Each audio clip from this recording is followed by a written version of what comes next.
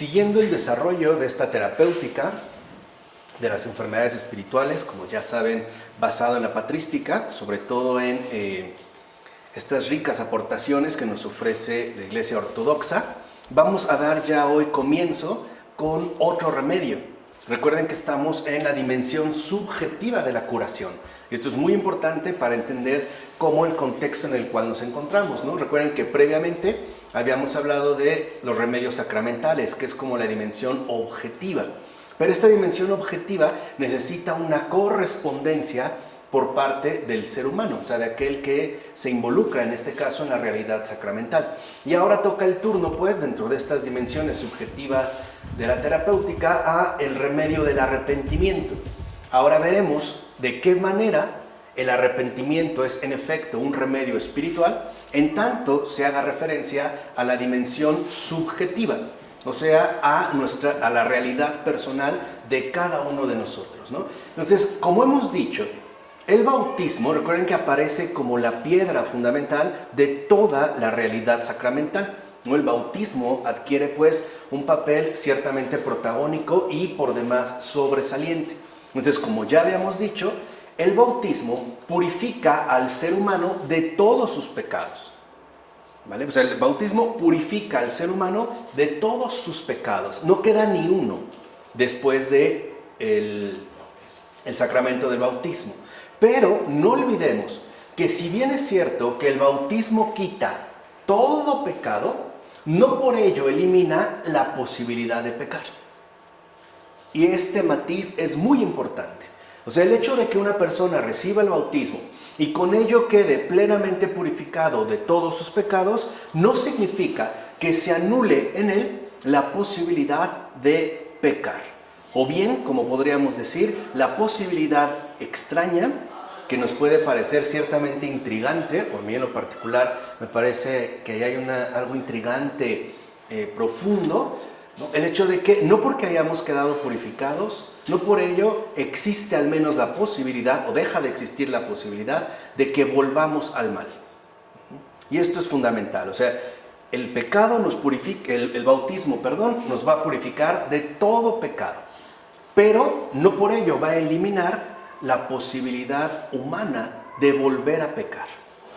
O sea, podemos decir que el bautismo entonces nos restaura en tanto personas, pero eso no significa que anule o quite nuestra verdadera libertad humana. Esa sigue ahí. ¿Por qué? Porque forma parte de nuestra constitución esencial. Y de igual manera que pone fin a la tiranía del diablo y de los demonios en el que ha sido bautizado, esto no les va a impedir ni al diablo ni a los demonios seguir tentando al ser humano. Por eso recuerden que en principio, cuando aparecen Adán y Eva, el demonio ya anda suelto, ¿no? Por decirlo de alguna manera. Pero no es problema. No es problema mientras ellos no se aparten del camino que les ha sido estipulado. Ya lo dijimos, ¿no? Cuando hablamos del pecado original, es decir, de la caída. Entonces, aunque se elimine la tiranía de los demonios, del diablo sobre el ser humano, eso tampoco va a impedir que lo sigan tentando. De hecho, dirá San Marcos el monje, tras el bautismo, ni Dios ni el diablo obligan a la voluntad. Y esto es muy importante. El diablo puede seducir a una persona, pero no puede obligar su voluntad. O sea, vamos a decirlo de una manera muy resumida. Si una persona incurre en pecado, es porque de fondo, aun cuando no resulte tan claro, así lo quiso. Por ello, toda falta nos hace responsables de ella.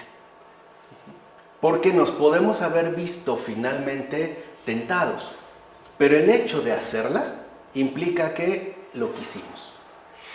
Aunque muy en el fondo, pero eso quise. ¿Se entiende? O sea, aunque haya dicho no quería, pero lo hice.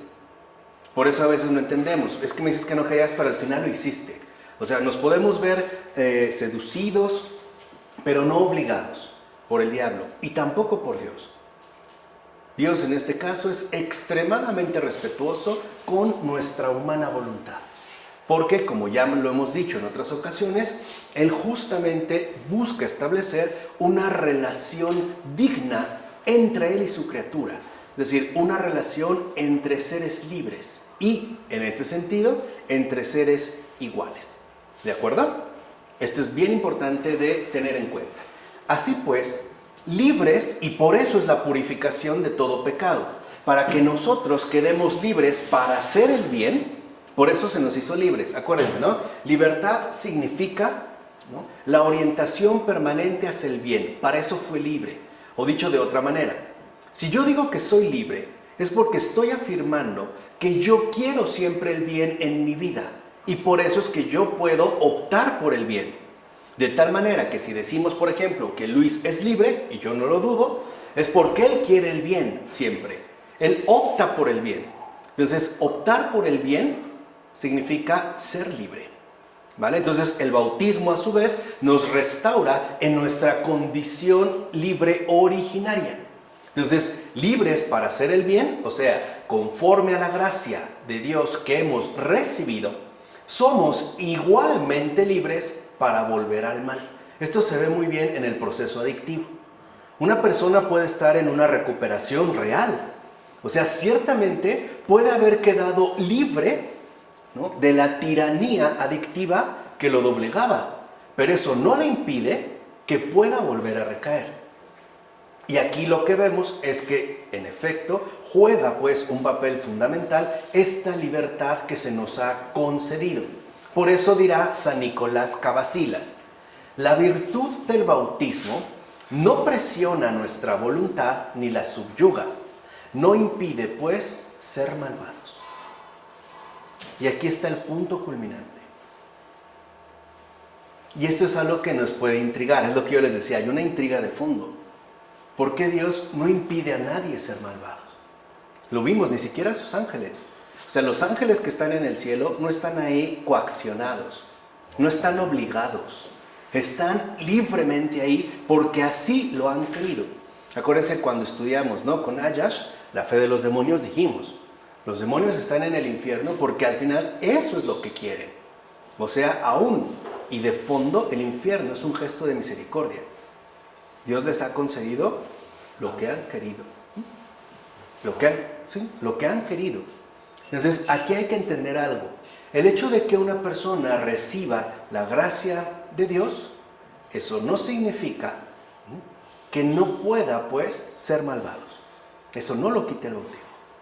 Por eso a veces no entendemos por qué si una persona, por ejemplo, ha tenido una conversión, incluso ha recibido el bautismo y se ha insertado dentro de la práctica eclesial, por ejemplo, ¿por qué de repente puede presentar un cierto perfil malvado?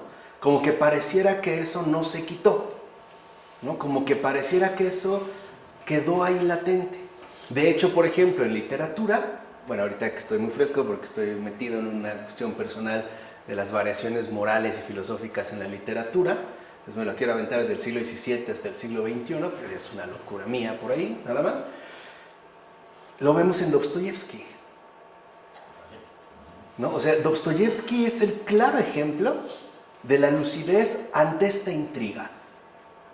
A Dostoyevsky lo que le intriga es que Dios no impide el ser malvados, ni a los hombres ni a los demonios, o sea, no lo impide. Claro, Él nos coloca para hacer el bien, ¿no? Él nos crea para el bien, pero no impide que podamos renegar del bien y entonces optar por el mal, ¿no? Si uno lee con atención su novela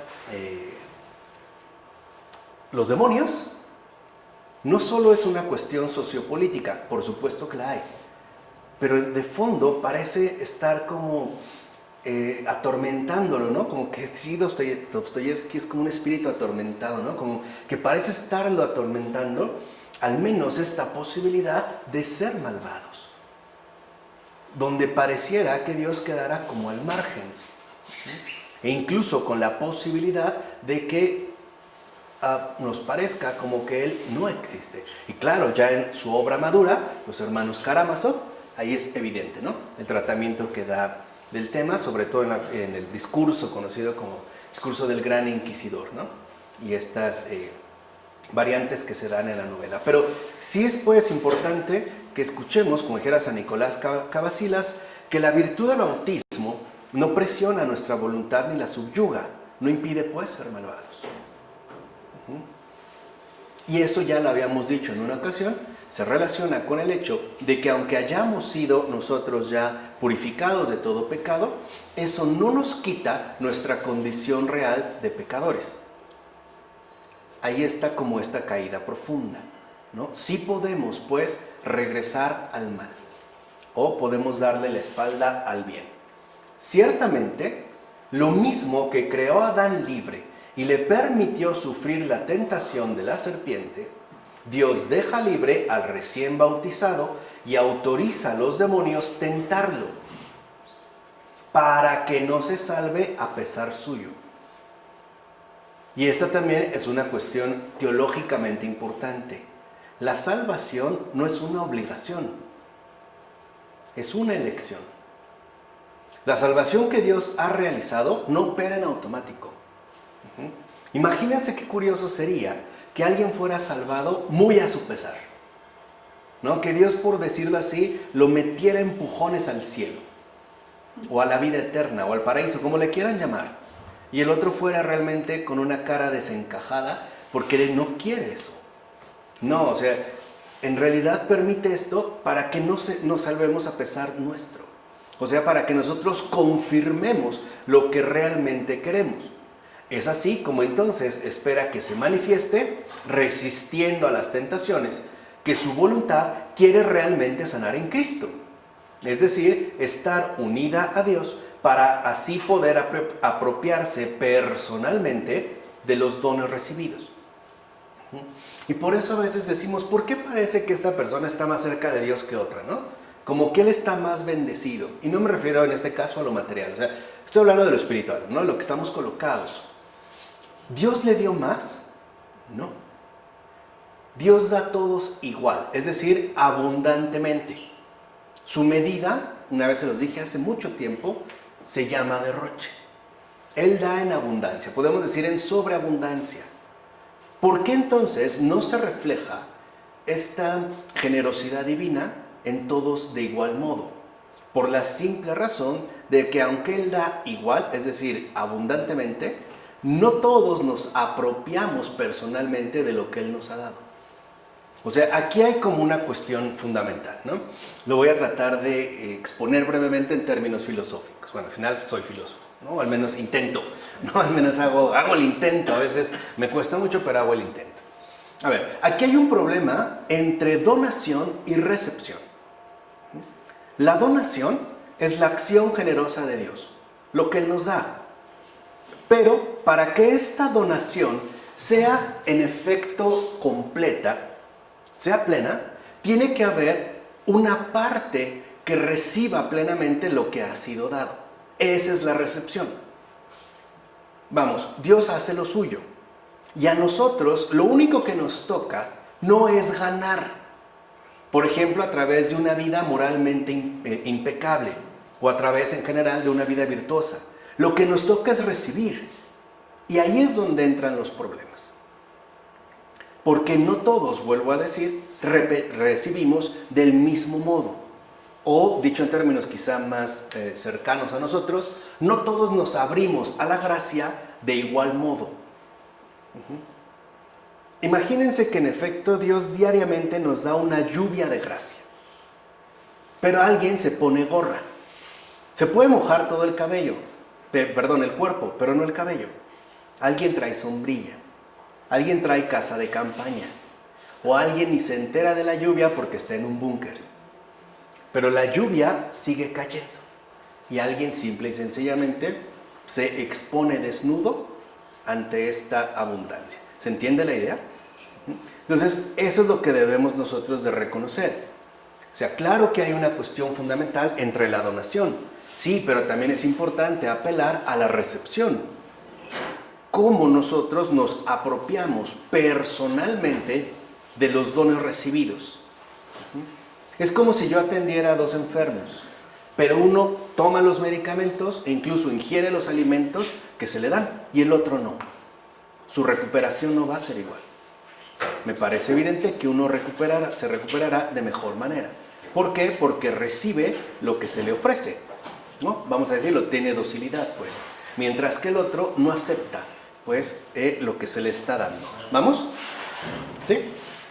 Así pues, si el ser humano se esforzara con todo su ser por conservar y asimilar la gracia que le es conferida en los sacramentos, sin apartarse jamás de este camino, o sea, si se aplica en la recepción, entonces permanecería siempre en el estado de salud y de pureza que el bautismo ha devuelto a su naturaleza. Entonces podemos ver cómo entre la donación y la recepción también tiene que darse un esfuerzo de conservación. Porque yo puedo recibir, pero ¿qué tanto puedo conservar? Esto se ve muy bien en el caso de la bulimia, ¿no? Los dos reciben alimento, pero un bulímico va y lo vomita, lo expulsa. Aparte, lo expulsa voluntariamente.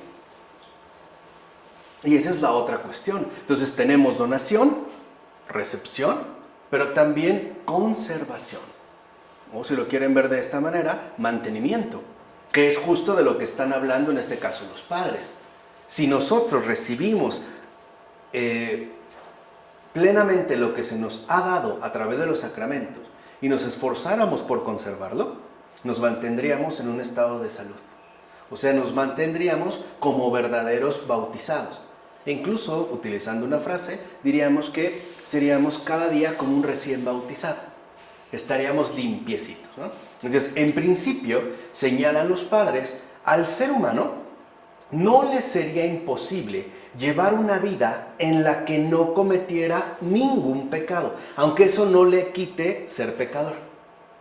Pero en principio, si una persona realmente recibiera la gracia y la conservara con todo su ser, no le sería imposible una vida en la que no incurriera en ningún pecado. Y de hecho, en varios santos, algo así se ha dado.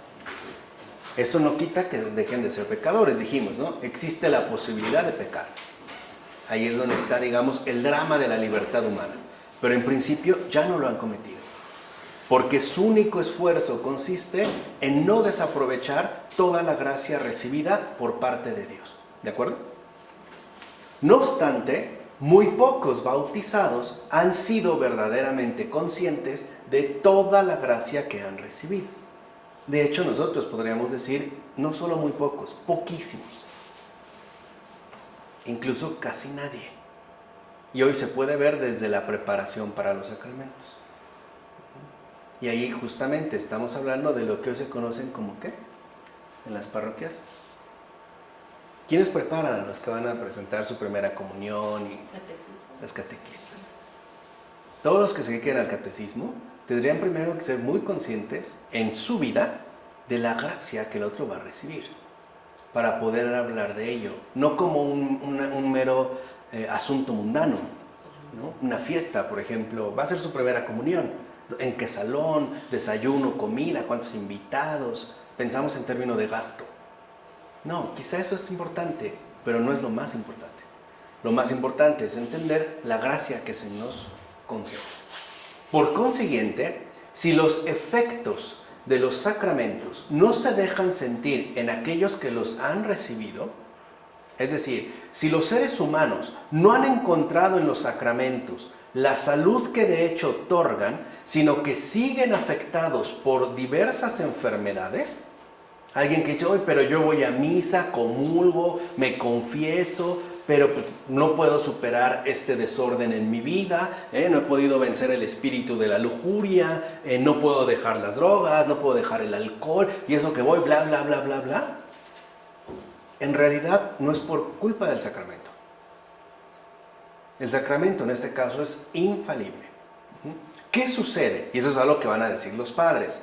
Puede ser porque, primero, puede haber como, digamos, 3 razones fundamentales. 1, estas personas no han tenido la disposición necesaria para asimilar la gracia que contienen. O sea, no están dispuestos a recibir plenamente lo que se les ha concedido. Por ejemplo, muchos pueden asistir, ¿no?, a una terapéutica sacramental, pero en realidad no quisieran cambiar de vida.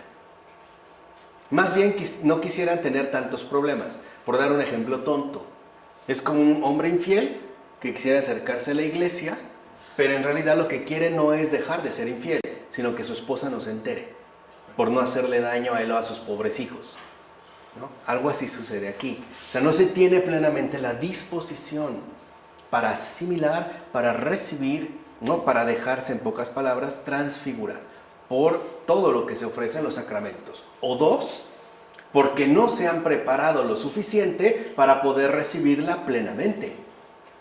Esa es una cuestión. Una es por disposición, la otra es por falta de preparación. O sea, realmente no me he preparado lo suficiente como para que pueda recibir en plenitud aquello que se me ofrece. 3, porque no han desplegado el celo necesario para conservarla. Ok, lo reciben, pero rápidamente lo pierden. Y bueno, no eran 3 razones, son 4, ¿no? O sea, recibimos, a lo mejor puedo sentirme muy pacificado después de salir de una misa, pero basta una llamada telefónica para que de nuevo entre en la locura, para que todo se venga abajo. Entonces, así como recibí, así perdí. O 4, porque no han permanecido en el estado de pureza y de salud en el que habían sido puestos, y más bien han cedido voluntariamente a las insinuaciones diabólicas y han vuelto, por tanto, de buen grado al pecado sugerido. Entonces, vean, de estas 4 razones, voy a regresar un poco. Lo primero que quiero que vean es que de las 4 que se mencionaron, solo una compete a una insinuación diabólica. Las otras 3 son asunto nuestro. Porque a veces, ay, es que el diablo me entienta y que no.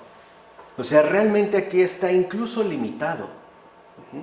Si lo vieron bien, de estas 4 razones que se han dado, 3 nos competen a nosotros. 3 son por cuestiones humanas. Solo una es ya por una intervención diabólica. Repetimos, primero, porque no tenemos esa disposición. O sea, no anhelamos profundamente un cambio de vida. 2, porque no nos hemos preparado, o sea, lo tomamos a la ligera. Pensamos que se trata de cualquier cosa. 3, porque no ponemos atención y hemos sido negligentes en conservar aquello que recibimos. Eso a veces nos pasa después de una celebración litúrgica. Durante el sermón, a lo mejor recibimos una luz importante que necesitábamos y lo reconocimos. Y en la tarde ya no me acuerdo qué era. Ya se me olvidó. ¿De qué habló? ¿Qué dijo? Ay, tenía la respuesta. Ay, pues ya ni modo. Y entonces me pongo a ver televisión, o me pongo a discutir, o me pongo a hacer otra cosa, y se me fue. Pero eso es negligencia. O sea, vean cómo estas 3 cuestiones son estrictamente asunto humano. Solo en el último caso aparece lo diabólico. Porque aquí, justo por nuestra negligencia, es que el demonio puede acercarse a nosotros. Recuerden, si el demonio está convencido de que no va a vencer, no lo va a intentar.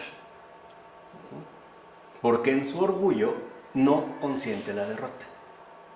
A menos de que vea que tiene una posibilidad por ahí, se va a acercar. De hecho, se va a acercar tanteando. A ver qué tanto puede obtener éxito. Cuando ve que nuestra negligencia, alguna de estas 3 razones o algunas de ellas de manera conjunta están presentes, entonces sí se va a acercar. Y ahora sí vendrán las insinuaciones. Y claro, lo único que hará es reforzar lo que nosotros, en pocas palabras, estamos buscando. O sea, en este caso, volver, ¿no?, de buen grado al pecado que nos es sugerido. Porque el que va a cometer el pecado es uno, ¿no? Es nada más como insistir, pues, en este desorden. Entonces, en síntesis, puede decirse que todo lo anterior es debido a que los seres humanos se han mostrado en todos los aspectos sumamente negligentes en la práctica de los sacramentos. O sea, si hay una negligencia en la práctica de los sacramentos.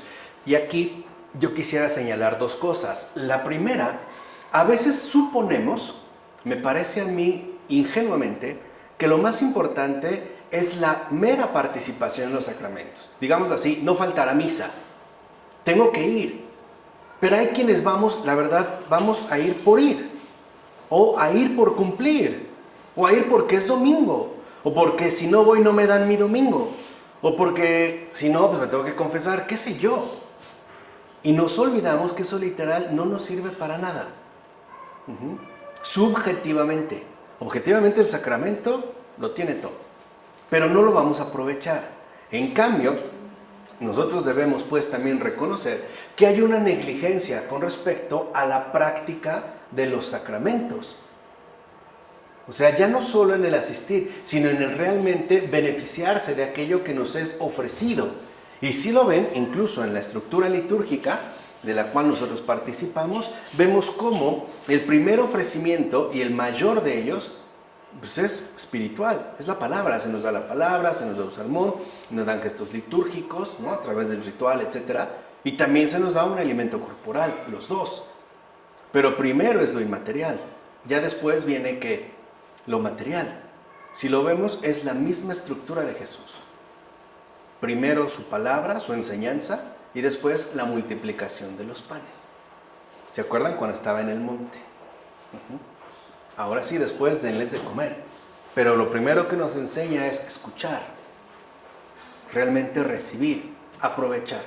Y ahora sí, después podremos comer, al decir la Eucaristía. O sea, si lo vemos, es un estilo 100% Jesús. O sea, es Jesús mismo, pues, es el estilo de Jesús.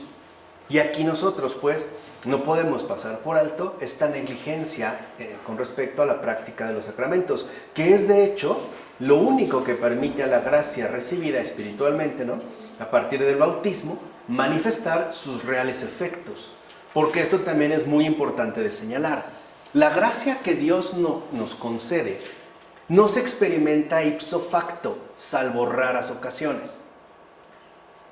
O sea, cuando Dios nos concede gracias, siempre las concede. Solo en muy raras ocasiones las podremos experimentar inmediatamente.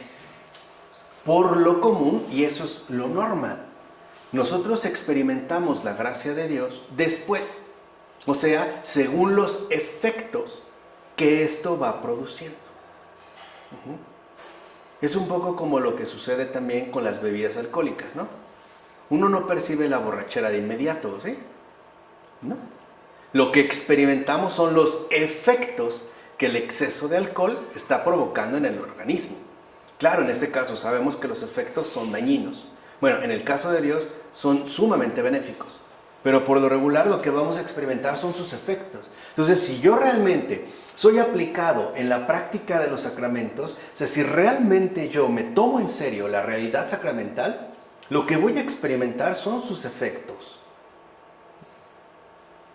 Eso es lo que iré experimentando en mi vida. Así pues, estamos dominados por el pecado a causa de nuestra negligencia y no por el propio pecado. De hecho, Satanás es impotente para obligar a alguien a hacer el mal. No puede obligar a ningún ser humano, ni Dios lo hace. Si lo consigue, es por nuestra humana ¿qué? Negligencia. Aprovecha, ¿no?, cualquier debilidad. Es como esta imagen que nos ofrecía mi Santo Padre Ignacio, ¿no?, como un astuto asaltante que rodea el castillo, ¿no?, buscando a ver dónde hay una grieta, dónde hay una cuarteadura, donde incluso está la parte más débil para poder invadir.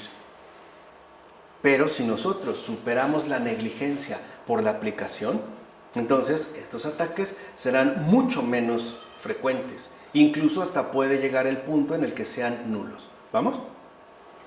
Ciertamente, quienes están sometidos a las pasiones, ya hablamos bastante de las pasiones aquí, han sido liberados por Cristo, pero se han entregado ellos mismos como esclavos a los vicios, descuidando cumplir todos los mandamientos, y así se han vuelto de nuevo dependientes. Es lo que afirma San Marcos el monje. O sea, en pocas palabras, hemos sido liberados, pero nosotros mismos nos hemos vuelto esclavos de nuestros respectivos vicios. El Señor nos ha sacado del lodazal y nosotros mismos nos hemos ido a revolcar otra vez. No sé si te ha pasado que de repente, no sé, una persona con problemas adictivos, la llevas a la casa para que se componga y de repente se te escapó. Ya se te fue. Y pues a lo mejor te sales a buscar, sabes dónde lo vas a encontrar y lo vuelves a encontrar destruido, ¿no? Lo llevas otra vez a tu casa, dejas que se bañe, se reponga, y luego se te fue, se escapó. Si en realidad no puede haber esta obligación y es por descuido. Pero para que no se ignore toda la gracia concedida y se pueda incluso recuperar, fíjense, a pesar de estas caídas, de estas recaídas, de estas reincidencias, Dios ha dado el remedio de la penitencia. Y ahí es donde entra el papel fundamental de la penitencia, en su sentido amplio. Como explica San Juan Crisóstomo, hay un retorno si lo deseamos, y es posible volver a la belleza y al esplendor de antaño. Basta con que colaboremos. ¿De qué manera? Vamos a ver. Dice San Juan Crisóstomo, el alma, una vez manchada y caída en la fealdad y la vergüenza, a consecuencia de numerosos pecados, puede volver rápidamente a su belleza primera, o sea, en estado de gracia, si nosotros mostramos una seria y sincera penitencia. Que la palabra en griego que utiliza San Juan Crisóstomo es metanoia, que hoy se emplea como una especie de cambio de vida o de estilo de vida. Pero no, el sentido profundo de metanoia es justo el que expresa San Juan Crisóstomo. Tiene, claro, otros matices, pero la metanoia involucra un cambio sincero y pleno que en este caso se realiza por medio de la penitencia. Entonces, por eso arrepentimiento y penitencia van de la mano, que es justo lo que nosotros hemos empezado a exponer el día de hoy. No estamos hablando del remedio de la penitencia. Claro, el arrepentimiento nos encausa, pero será la penitencia la que nos conduzca al fin deseado. Y por ello es tan fundamental mostrar una seria y sincera penitencia. San Simeón, por su parte, San Simeón el nuevo teólogo, señala también que Dios ha dado a los seres humanos este remedio del arrepentimiento, a fin de que aquellos que por pereza o negligencia han perdido la vida eterna, vuelvan a ella de nuevo por medio de la penitencia con una gloria más resplandeciente y manifiesta. Aquí se ve lo que yo les decía en la abundancia de la gracia. Si el bautismo nos purifica de todo pecado y nos deja resplandecientes, bueno, la penitencia nos saca aún más resplandor. Y esto es parte también, ¿no?, de la didáctica del Señor. San Juan Clímaco por eso dirá que la penitencia es una restauración del bautismo. Entonces vean cómo, en este caso, una de las cosas que llama la atención es que la penitencia no es una cosa menor. O sea, no solo se limitará a tratar de, nuevamente, ¿no?, purificar los pecados cometidos, sean los que sean, sino que, por el contrario, la penitencia seria y total, o sea, esta metanoia, implica incluso una restauración del bautismo. Y aquí es donde podemos ver el enorme alcance que la penitencia posee. O sea, no es en este caso un juego. A veces nosotros lo podemos tomar a la ligera en cuanto, quizá después de una confesión, se nos da de penitencia rezar un Padre Nuestro y un Ave María, y ya. Y pensamos que con eso cumplí. Pero no, ahí no radica. O sea, lo que hay que entender es que lo fundamental es esta metanoia, que incluso podemos decir iría a la par del bautismo. No está exactamente igual, pero tampoco está tan alejado. O sea, la penitencia, pues, no es un sacramento menor. Eso es lo que quiero que entiendan. Sino que tiene una altísima dignidad, al grado de que, como dijera San Juan Clímaco, sería una restauración del bautismo. Por su parte, señalará San Isaac el Sirio lo siguiente: la penitencia ha sido dada a los seres humanos después del bautismo. Y aquí ya hay una enorme consideración por parte de Dios. Dios sabe la debilidad que nos aqueja. Y atendiendo a nuestra realidad humana, es que también nos ha concedido la penitencia. La penitencia, en efecto, continúa San Isaac el Sirio, es un segundo nacimiento que viene de Dios. Lo que hemos recibido en prenda por el bautismo, lo recibimos como un don por la penitencia. Y aquí viene también como esta relación simétrica que se establecería en esta realidad sacramental. Por un lado, dijimos, a pesar de que hayamos quedado purificados, por el bautismo, eso nos exime de la posibilidad que tenemos de volver a pecar. Ok, volvemos a pecar. Entonces, ¿estamos perdidos? No. Tendríamos la penitencia. Y la penitencia, justo como decía San Juan Clímaco, es una restauración del bautismo. ¿Por qué? Porque en realidad una penitencia auténtica, una verdadera metanoia, es un segundo nacimiento que viene de Dios. Es la aceptación de la misericordia de Dios en mi vida. Así pues, lo que recibimos en prenda por el bautismo, ahora lo recibiremos ya como un don en la penitencia. Entonces, el papel de la penitencia después del bautismo es permitir al cristiano apartarse del pecado para poder ser purificado y curado de nuevo. ¿Cuántas veces? Las que sean necesarias. Vean cómo Dios aplica el mismo criterio que le da a Pedro. Cuando Pedro le pregunta, Señor, ¿cuántas veces tengo que perdonar a mi hermano? Al prójimo, el Señor le responde, 70 veces 7, que es una forma de decir siempre. Bueno, lo mismo aplica para nosotros. ¿Cuántas veces nos ha de perdonar? 70 veces 7. ¿Cómo? A través de la penitencia. De tal manera que, aunque nosotros hayamos sido purificados, y eso no exime la posibilidad de volver a pecar, también está presente de que aunque esto llegue a ocurrir, no siendo necesario, podamos ser curados de nuevo. De tal manera entonces que el camino que nos conduce a la salvación no se desvía. O sea, Dios en este caso no se desatiende de nosotros. Ahora, en el arrepentimiento, el ser humano no encuentra otro bautismo, ni siquiera el bautismo que había recibido, pues no lo ha perdido nunca, sino sus frutos. Y esa es la cuestión central. Por eso yo les había dicho ya en varias ocasiones, la gracia de Dios no opera en automático. Por eso expusimos hace un momento la relación fundamental que se da entre donación, recepción y finalmente conservación o mantenimiento. Entonces, en el arrepentimiento no encontramos otro bautismo. Este no se perdió. La obra de Dios no se perdió, sino lo que obtenemos son sus frutos. O sea, esos frutos que había abandonado como consecuencia de su pereza, de su negligencia y por tanto de su vuelta al pecado. Entonces, a través del arrepentimiento, lo que obtenemos realmente son los frutos que habíamos nosotros perdido.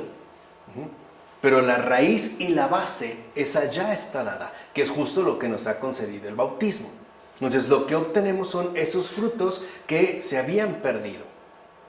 Ahora, la penitencia, claro está, no concierne solo al bautizado que ha pecado.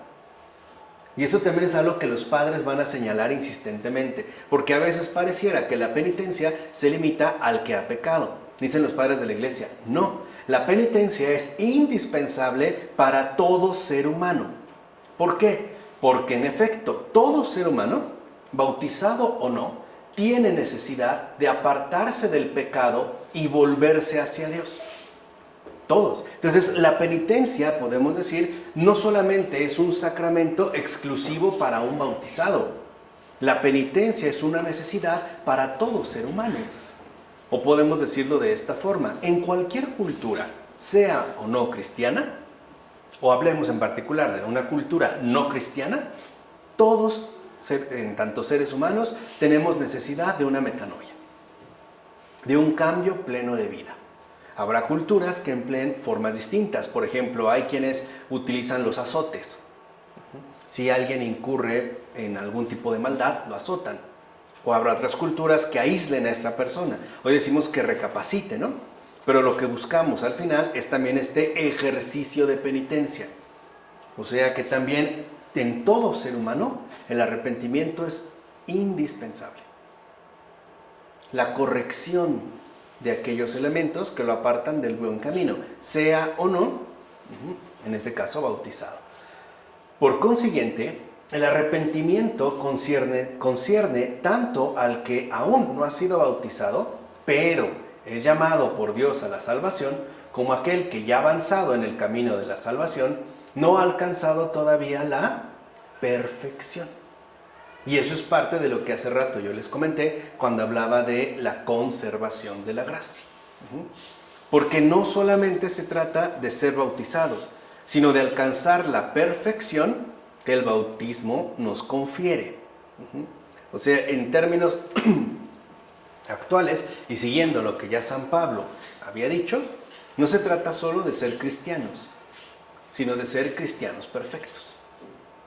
Esa es la indicación, lo cual también sugiere un recorrido. Ahora, si en este recorrido tenemos algún tropiezo como bautizados o no bautizados, bueno, contamos también con el recurso gratuito del arrepentimiento, ¿no? De la penitencia.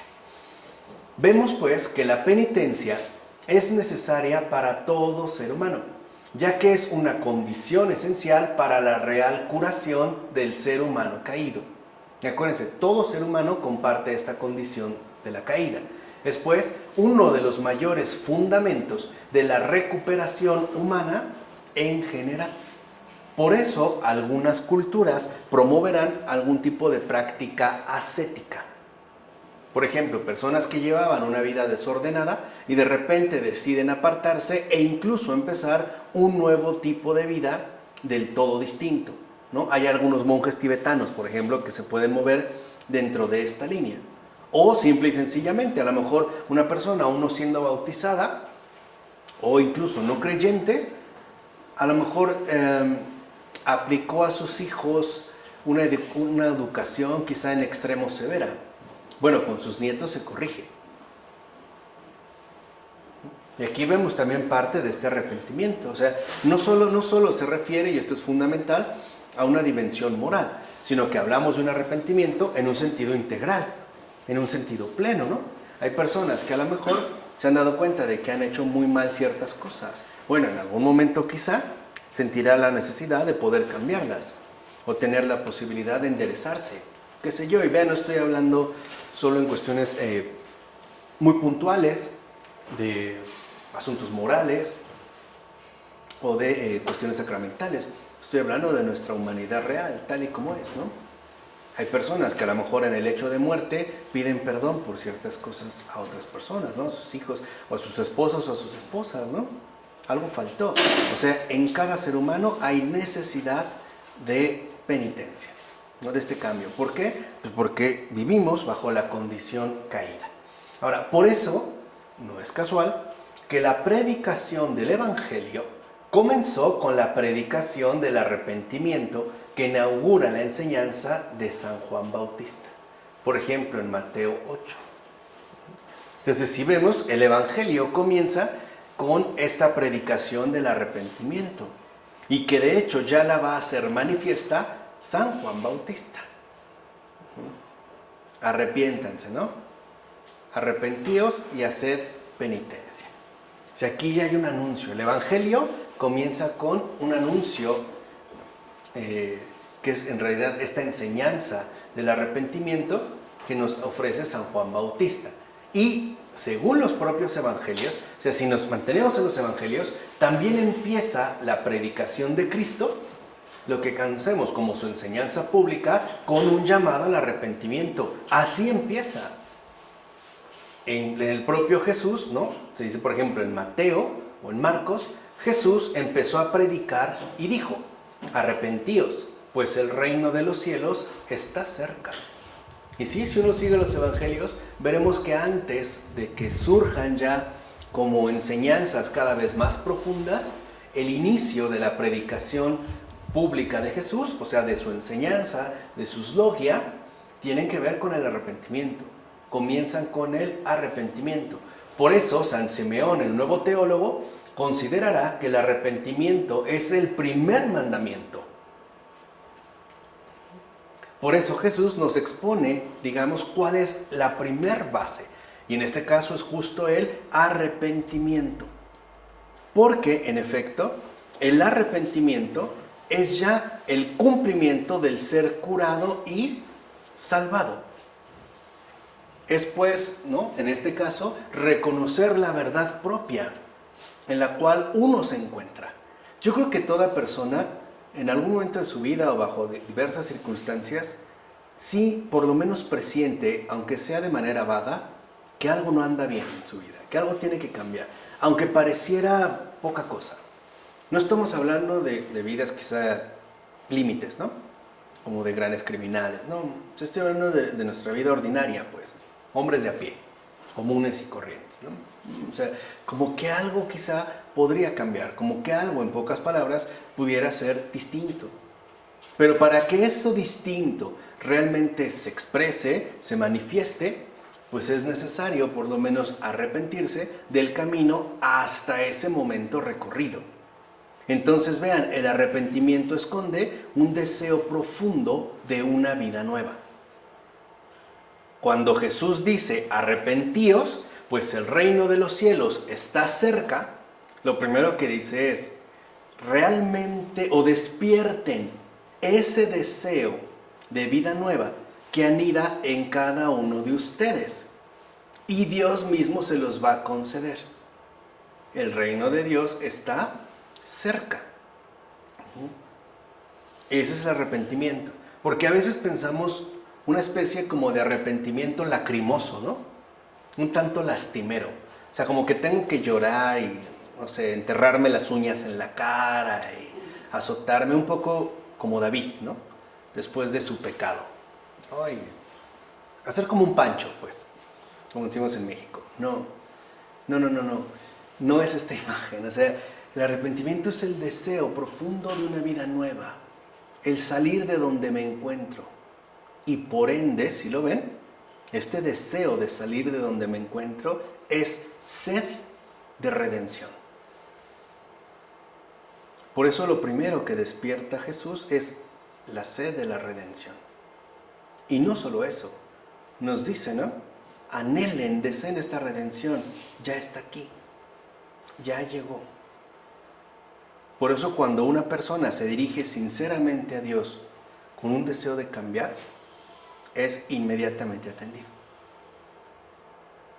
Se cumpliría, pues, en este caso, este primer mandamiento. ¿De acuerdo? Por eso ahora vemos cómo dirá Santa Lacio: Cristo es el Salvador del mundo entero y ha dado a los hombres el arrepentimiento para que todos se salven. Entonces también el arrepentimiento al final, ¿a dónde nos conduce? Pues a la salvación. ¿A dónde nos dirige? A la salvación. Pero ya sabemos que no es una salvación impersonal, un proceso extraño y neutro. No, sino que la salvación es una persona. Entonces cuando realmente, fíjense, y esto es como muy hermoso, cuando ya realmente yo me arrepiento de algún mal que he cometido, lo que expreso es que lo que realmente quiero es a Cristo. Arrepentirse, y repito, sea uno o no creyente, es desear a Cristo. Es deseo, pues, de salvación. Por eso el arrepentimiento siempre acerca a Dios. Aún cuando sea uno bautizado o no. Aún cuando sea uno creyente o no. Hay ejemplos también de personas que debido a un arrepentimiento particular, a lo mejor en una situación límite de sus vidas, han cambiado. Tal vez no se han hecho necesariamente creyentes, pero ya no son los de antes. Incluso los podemos ver como mejores personas. Claro, seguirán teniendo ciertas debilidades, etc., pero ya al menos los podemos percibir como algo distinto. Esto quiere decir que están cerca del reino de los cielos, ¿vale? Ok, ahora bien, la penitencia es ante todo una actitud interior, por medio de la cual el ser humano reconoce sus faltas, o más en general, su estado de pecado, o sea, su condición caída, para apartarse de él, pidiendo perdón a Dios e invocando su ayuda. Aquí tenemos la síntesis que los padres nos ofrecen de la penitencia. Primero, reconocimiento por parte del ser humano de las faltas cometidas. O bien, de manera más general, de nuestro estado de pecado, o sea, nuestra condición caída. ¿Y para qué lo hago? ¿Para atormentarme con ello? No. Para apartarme de esto, ¿cómo? Pidiendo perdón a Dios. Y además, invocando su ayuda. Aquí vemos pues la fuerza profunda que contiene el arrepentimiento.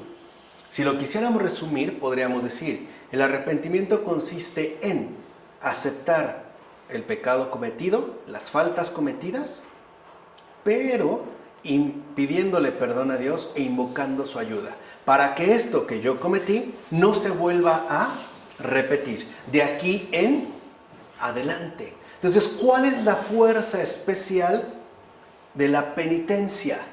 ¿Cuál es la fuerza sustancial de esta actitud interior por medio de la cual el ser humano reconoce sus faltas? La esperanza. Por eso el que se arrepiente, sea creyente o no, recupera la esperanza. Por eso les decía, ¿no? Y Dios está cerca. Ahora, por eso la penitencia es sobre todo un profundo cambio de actitud. O sea, no solamente es ir como a enumerar ciertas faltas cometidas, ¿no? Una especie de inventario moral para que me borren, ¿no? Mis adeudos morales. No. Más bien la penitencia apunta a un cambio ontológicamente profundo. Si uno realmente se aplica la penitencia, uno llega a ser otro. Sí hay un cambio. Y de hecho nosotros lo intuimos. Por ejemplo, cuando alguien nos ha hecho algo, especialmente los hijos, y nos dicen, no, mamá, perdóname, no sé qué, nosotros podemos aceptar esta expresión, ¿no? Este gesto, pero no estamos plenamente convencidos hasta que lo veamos posteriormente en sus actitudes. ¿No? Porque si no sabemos que es una especie de arrepentimiento discursivo, de palabra, y eso al final no nos sirve. Lo que queremos nosotros es ver en esa persona arrepentida un profundo cambio de actitud. O sea, que realmente se dé un cambio ontológicamente profundo, de tal manera que esa persona ya no sea la misma. ¿O no? O sea, incluso esto es como algo básico, ¿no? O sea, que todos solemos esperar. Por eso los padres verán en la penitencia un proceso de conversión que no se refiere tanto al pecado en sí, lo que yo les dije, a esa especie de inventario moral, sino que más bien tiene que ver con esa necesaria vuelta a Dios. Esto es lo fundamental. Entonces, lo que cuenta no es el pasado, sino el futuro. No es la enfermedad, sino la salud. No es la separación de Dios, sino la reunión con Él. Eso es lo que cuenta en la penitencia. Vuelvo a enfatizar. La penitencia no es una especie de tiranía moral, ¿no? De castigo. No es eso lo que cuenta. Lo que cuenta es algo más importante. Salud, futuro, reunión con Dios. Así pues, este carácter positivo de la penitencia se observa muy bien en la definición que de ella da San Juan Casiano. Vean cómo define la penitencia Juan Casiano. Dice, consiste en no cometer de ahora en adelante los pecados de los que nos hemos arrepentido o por los que nos remuerde la conciencia. Entonces vean, ahí es no cometer de ahora ¿qué? En adelante. Esa es la penitencia. No se trata de quedar atrapado, ¿no? Como ancla de barco, fijo, ¿no? Sin poder moverme. No, al contrario. Se trata de levantar esta ancla para seguir todavía el largo viaje que tenemos por delante. O sea, nuestra vida, pues, no puede seguir del mismo modo. Todavía tenemos un largo trayecto. O corto, pero todavía hay un poco por delante. Por eso les decía, ¿no? La fuerza motriz sería entonces la esperanza. Por tanto, el objetivo fundamental de la penitencia es que se produzca un cambio, una vuelta real a Dios. Ahí está la palabra metanoia. Entonces, aunque se busque secularizar el sentido profundo de esta palabra, en realidad es un cambio tan profundo que involucra una vuelta hacia algo trascendente. En este caso, una vuelta real a Dios. Ahora, dejando de pecar, es decir, renunciando a las pasiones para vivir conforme a Dios en la virtud, es el modo en el que el ser humano manifiesta el verdadero sentido de la penitencia, la cual San Juan Clímaco puede por tanto definir como la reconciliación con el Señor mediante la práctica de las buenas obras.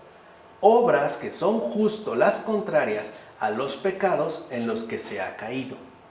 Entonces, una manera de poder percibir este cambio es mediante la práctica de las buenas obras.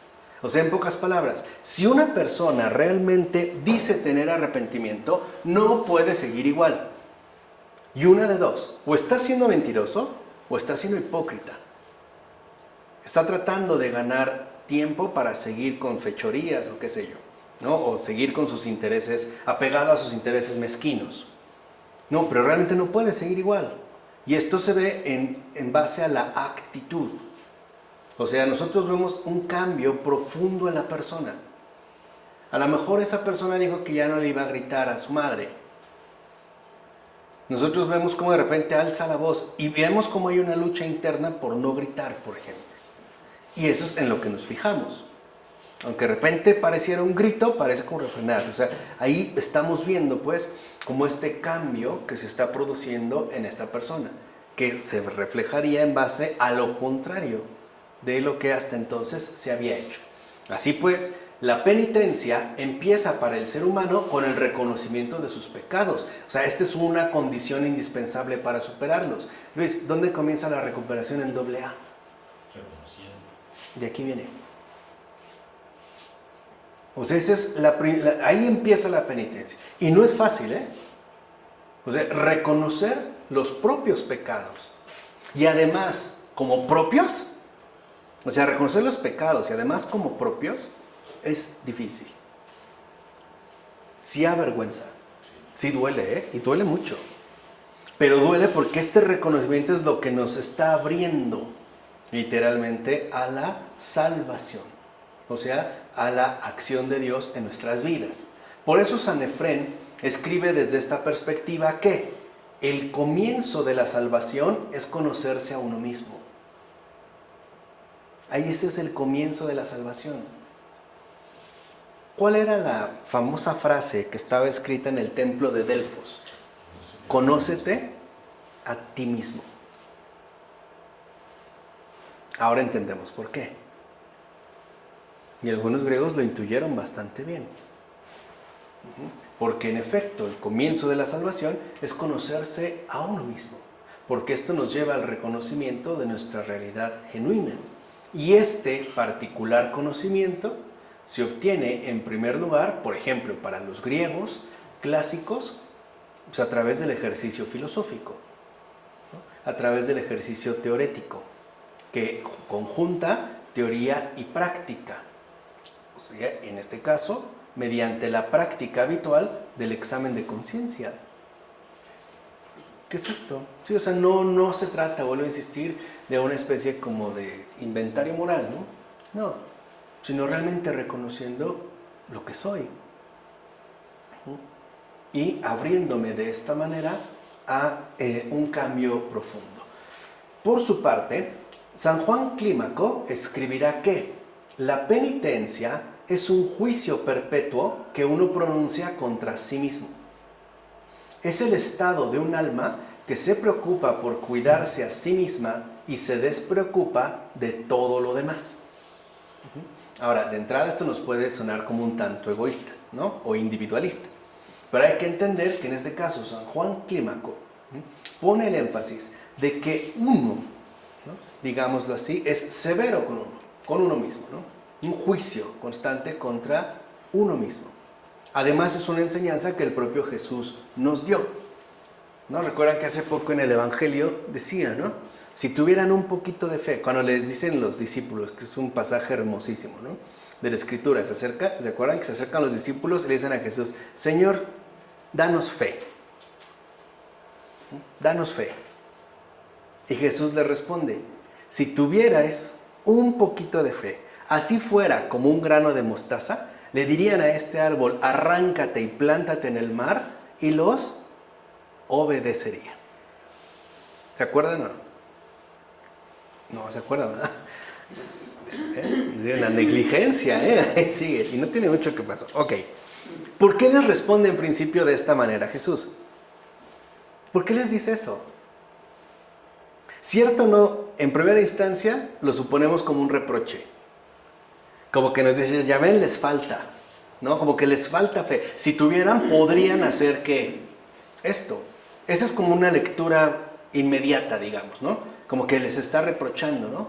Si tuvieras fe, harías esto. Pero no lo haces, por tanto, no tienes que fe. Pues no. En realidad, lo que hace Jesús, les responde esto, para hacerles ver que lo que piden no está mal, pero no es lo primero. Fíjense, les da una advertencia. Les dice, si tuvieras fe, harías esto. La pregunta es, ¿eres suficientemente humilde para vivirlo sin daño en tu persona? ¿O por el contrario, te volverías sumamente engreído, soberbio y orgulloso? Por eso en este pasaje de la Escritura, hacia el final, Jesús les da la respuesta. Les dice, por eso, ustedes hagan, ¿no?, lo que Dios les ha encargado y digan, ¿cuáles son las palabras? No sabemos qué es lo... Somos servidores inútiles. Solo hemos hecho lo que debíamos hacer. Ahí está su receta. O sea, en pocas palabras, antes de pedirme fe, pídanme humildad. Porque sin humildad, esa fe se puede convertir en arrogancia. Por eso es lo que le decía, ¿no? Les responde de esta manera, a ver, no saben lo que piden. O sea, si realmente tuvieran fe, harían esto. ¿Cómo serían? Imagínense cualquiera de ustedes, que en efecto, que le pudieras decir a este árbol, arráncate y plántate en el mar y te obedeciera. Que le pudieras decir a una montaña, desaparece y desapareciera. ¿Cómo serías? Ese es el examen de conciencia. ¿Se entiende? Ese es el examen de conciencia. Imagínate, si pudieras arrancar a un árbol, ¿a cuántos seres humanos no arrancarías? ¿A cuántas otras personas no desaparecerías? ¿Cómo serías con algo así? Entonces, aquí vemos cómo la fe no es el problema. El problema es, en todo caso, la ausencia de humildad. Eso es a lo que se refiere San Juan Clímaco.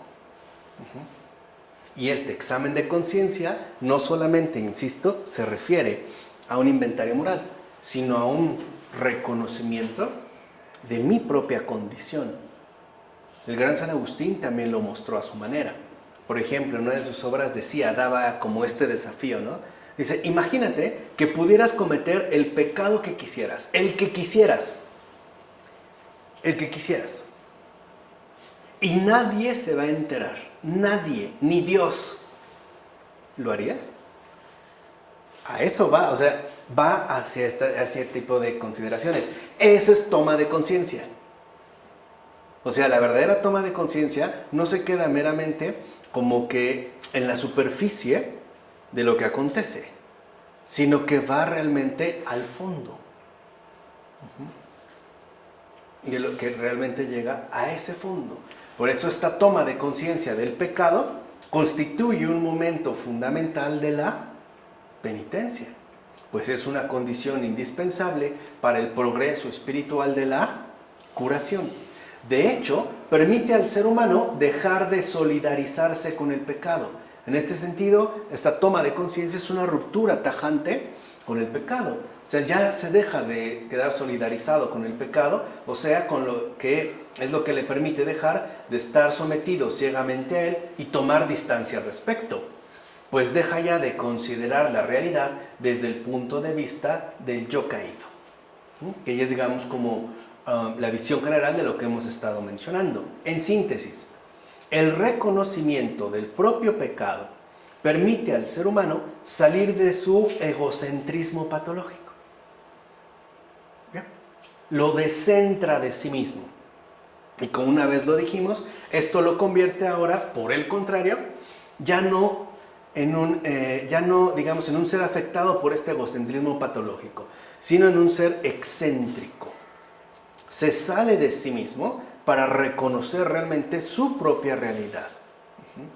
De tal forma que al romper con este yo caído, y dejar de solidarizarse con el pecado, estaría en condiciones de adherirse, ahora sí, a la nueva vida que Dios le ha estado ofreciendo desde siempre. Sería pues como esta condición, a partir de esta ruptura con el pecado. Dirá San Barsanufio: dichoso tú si te das perfecta cuenta de tus faltas, pues el que se da cuenta de ellas se horroriza y se desembaraza de ellas. O sea, cuando realmente te das cuenta de tus faltas, yo creo que sí te horrorizan. Y por lo menos te invita, ¿no?, a que te apartes de ahí. Ahora bien, lo que constituye el centro principal de la penitencia no es un reconocimiento abstracto del pecado. O sea, no se trata de algo así en general, ya que la penitencia implica que el ser humano experimente dolorosamente el estado de pecado en el que se encuentra. De hecho, como dijera San Juan Clímaco, la penitencia es una herida del alma sentida fuertemente. Es esta herida del alma que sí se siente de manera dolorosa. Es pues una actitud que lleva por nombre la contrición del corazón. Esa es contrición del corazón. Cuando uno reconoce en sí esa herida del alma y además viva. Y por ende, justo porque está viva, duele. No es lo mismo hablar de una herida que sufrirla, ¿no? O sea, no es lo mismo hablar de una ruptura de rodilla a que se te rompa la rodilla. Aquí estamos pues en un terreno concreto, sin la cual, como enseña San Barsanufio, nadie puede curarse de sus pasiones. Es lo que habíamos dicho anteriormente en base a los supuestos arrepentimientos frecuentes que solemos tener. Hay personas que se arrepienten pero sin contrición del corazón. Esto suele suceder después de una cruda, ¿no? La persona dice: ya no quiero volver a beber, pero en realidad lo que no quiere es volverse a sentir así. Es más, yo estoy seguro que si encontraran una bebida que no les diera cruda, esa tomarían, aunque quedaran embrutecidos, o quedáramos embrutecidos, no habría ese problema. O si encontrara una comida que no me causara ningún tipo de problema estomacal o indigestión, me atiborraría. No, ahí lo que hace falta es la contrición del corazón. Sin embargo, esta actitud fundamental no tiene nada que ver, ni guarda relación alguna, con lo que llamamos remordimiento. Cuidado, Contrición del corazón no es remordimiento. El remordimiento es un estado patológico en el que el pecador se queda encerrado en su pecado, conserva los ojos fijos en él y permanece pasivo frente a dicho pecado. Aguas con esto. O sea, el remordimiento no es sano en el alma humana, y mucho menos en el alma creyente. El remordimiento es un estado patológico que lo único que provoca es que el pecador se queda atrapado en su pecado, como un mero espectador, además pasivo frente a él, sin hacer absolutamente ¿qué? Nada. No sé si han visto escenas, seguramente sí, sobre todo hollywoodenses, de que en una pelea, un desagrado, alguien mata accidentalmente a otro.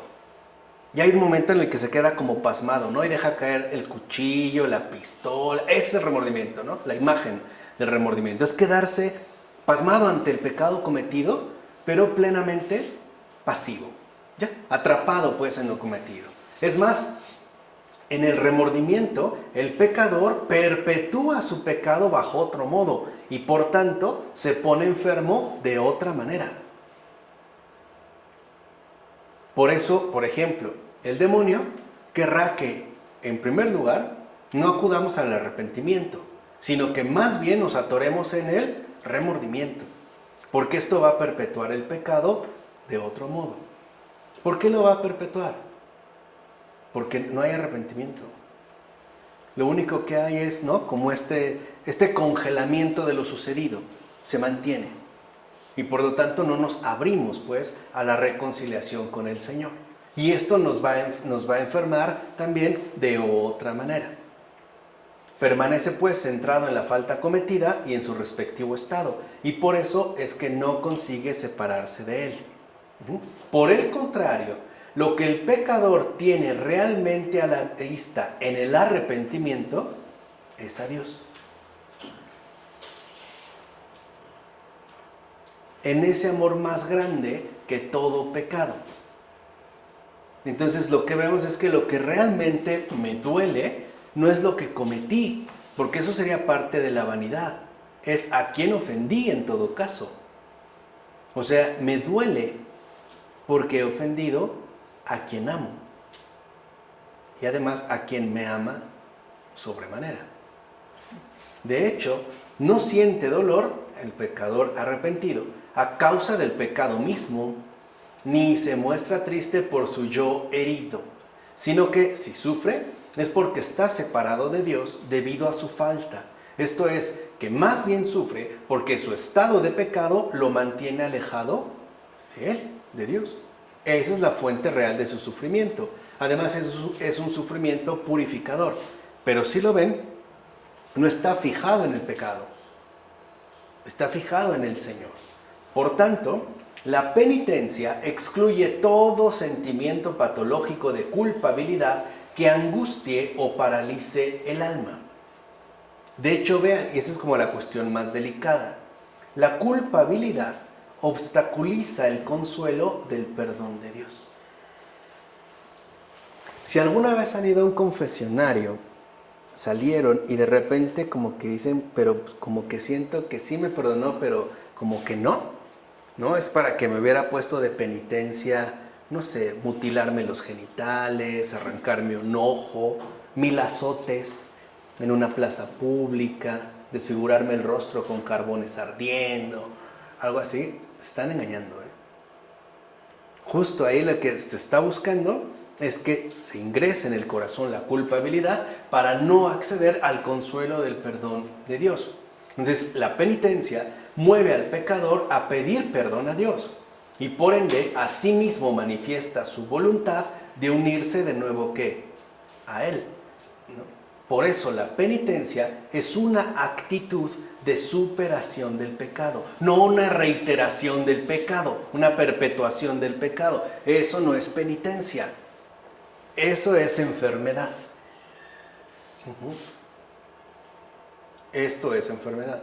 Y ahí vemos al gran terapeuta, otra vez, el propio Jesús. Cuando tiene frente a frente a Pedro, yo creo que Pedro ya había hecho una buena penitencia, ¿no? Ya se había dado cuenta a quién ofendió. Y no obstante, se arriesga a encontrarse con Cristo. De hecho, es el primero, ¿no? Jesús anuncia, es el Señor, y el primero que se avienta es Pedro. Y llega. ¿Ustedes no creen que al menos al llegar Pedro ya tenía preparado un cierto discurso? ¿Mínimo? Señor, perdóname, mira qué mal lo hice, ¿no? Bueno, y lo que vemos es que Jesús no lo deja, ¿qué? Ni hablar. O sea, ni hablar, ¿no? Ni hablar, ni siquiera hola, nada. Jesús se va al centro. Pedro, ¿me amas? Pum, o sea, ya, olvídate de lo demás. Es lo que vemos aquí. Ya.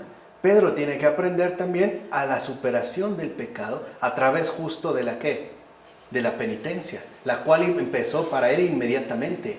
En el Evangelio, ¿no?, de Juan dice, cuando ya no lo negó y cantó el gallo, Pedro rompió a llorar.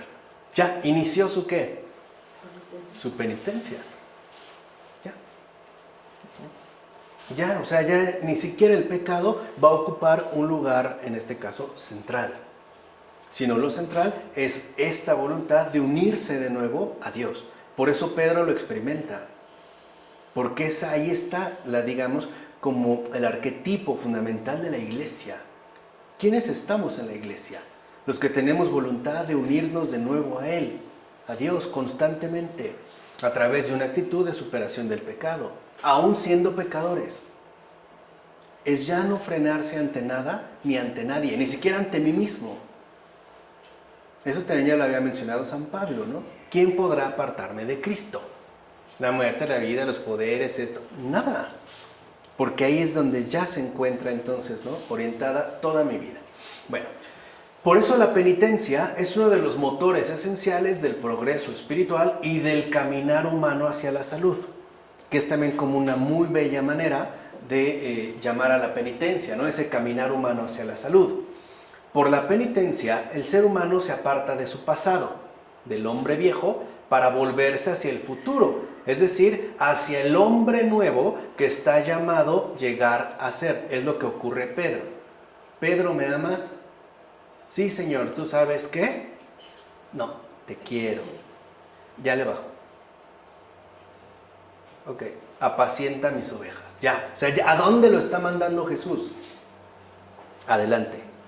Ya, ok.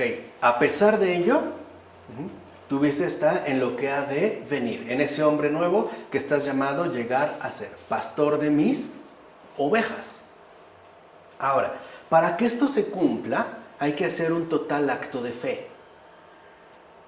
Porque de entrada puedo desconfiar de mí mismo, ¿no? ¿O no? O sea, para que esto se cumpla, debo de hacer un simple y bello acto de fe. Claro, mi vida está por completo en manos del Señor. Esto dependerá de Él. Yo lo único que quiero es ser dócil y obediente a sus indicaciones. Pasar, pues, de ese estado de pecado enfermizo a este hombre nuevo. Entonces, de fondo, la curación supone el no quedar ya adherido a lo que se ha hecho o se ha sido según la condición caída. Es estar verdaderamente dispuesto a renunciar a ello. No sé si han visto que hay personas que son como muy fanáticas del pasado cometido. O sea, tienen las memorias, ¿no?, de sus fechorías, pero de verdad adornadas, ¿no? Hasta lo cuentan y lo saborean, o sea, lo disfrutan, ¿no?